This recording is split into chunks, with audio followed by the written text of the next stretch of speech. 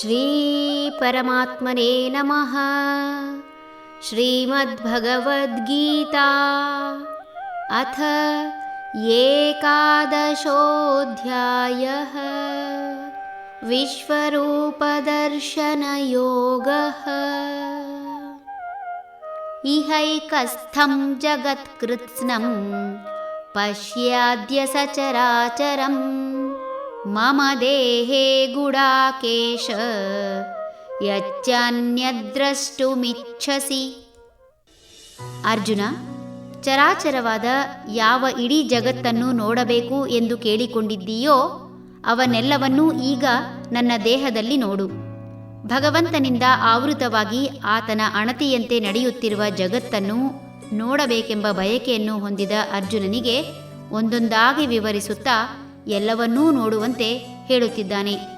ಪ್ರಪಂಚವನ್ನು ತಿಳಿಯುವುದು ಅಷ್ಟು ಸುಲಭವಲ್ಲ. ಯಾವುದೋ ಆಕೃತಿ ನೋಡಿ ಇದು ಇದಾಗಿರಬಹುದೇ ಎಂಬ ವಿವೇಚನಾ ಶಕ್ತಿ ಇದ್ದರೆ ಸಾಲದು. ಯಾವುದನ್ನು ನೋಡುತ್ತೇವೆಯೋ ಅದರ ಪೂರ್ಣ ಪರಿಚಯವಾದರೆ ಮಾತ್ರ ಸ್ಮೃತಿ ಪಟಲದಲ್ಲಿ ಉಳಿಯುವುದು.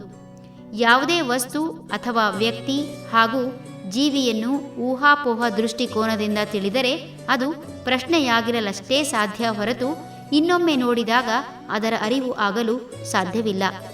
ಯಾವುದೇ ವಿದ್ಯೆ ಕಲಿಯುವುದಿರಲಿ, ಒಂದು ಪ್ರದೇಶಕ್ಕೆ ಪ್ರವಾಸ ಹೋಗಿ ಆ ಪ್ರದೇಶವನ್ನು ನೋಡುವುದಿರಲಿ, ಅಥವಾ ಒಂದು ವಿಷಯದ ಅಧ್ಯಯನ ಮಾಡುವುದಿರಲಿ, ಪುರಾಣ ಪುಣ್ಯ ಕಥೆಗಳನ್ನು ತಿಳಿಯುವುದಕ್ಕಿರಲಿ, ಮಾರ್ಗದರ್ಶನ ಮಾಡಲು ಇನ್ನೊಬ್ಬರ ಅವಶ್ಯಕತೆ ಬಹಳ.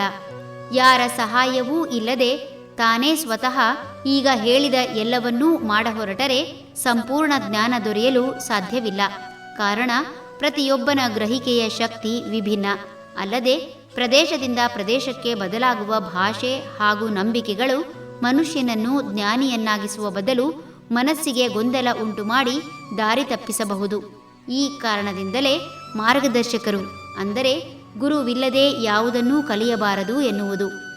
ಇಂತಹ ಸಂದರ್ಭದಲ್ಲಿ ಭಗವಂತ ಅರ್ಜುನನಿಗೆ ಯುದ್ಧದಲ್ಲಿ ಸಾರಥಿಯಾಗಿ ಮಾರ್ಗದರ್ಶಕನಾದರೆ ಪ್ರಪಂಚವನ್ನು ತಿಳಿಯಲು ಸ್ವತಃ ತಾನೇ ತನ್ನ ದೇಹದ ಮೂಲಕ ವಿಶ್ವವನ್ನು ತೋರಿಸಿ ಆತನಿಗೆ ನೋಡುವ ಸಾಮರ್ಥ್ಯವನ್ನು ಕರುಣಿಸಿ ವಿವರಣೆಯನ್ನು ನೀಡಿ ಅರ್ಜುನನ ಮೂಲಕ ಹುಲು ಮಾನವರಿಗೂ ವಿಶ್ವರೂಪ ದರ್ಶನ ಮಾಡಿಸಲು ಆರಂಭಿಸಿದ್ದಾನೆ. ಹರಿ ಓಂ ತತ್ಸತ್.